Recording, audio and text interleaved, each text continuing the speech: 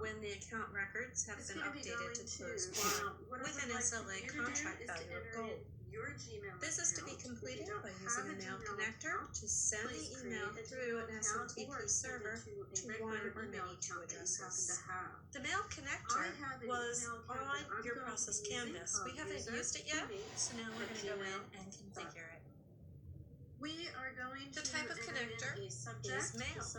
Our options are to get or send. We are sending an email, so we'll be clicking on send. And we have already populated the connection.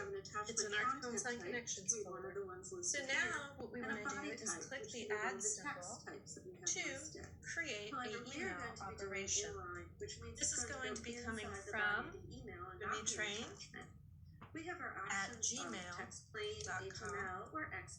It's going to be going to, now what I would like for you to do is to enter in your Gmail account. If you don't have a Gmail account, please create a Gmail account or send it to a regular email account that you happen to have. I have an email account that I'm going to be using called user.boomi@gmail.com.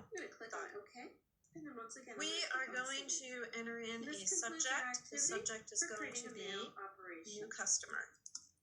The deposition can be one of two things. It can be attachment or inline.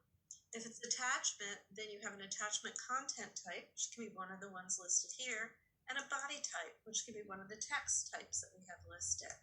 However, we are going to be doing inline, which means it's going to go inside the body of the email and not be an attachment.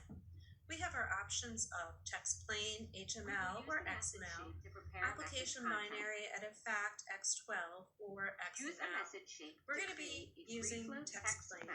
Before I leave this, I just want to mention to you, all of these fields can be dynamic, and we're going to be taking a look later on at how to make the subject dynamic.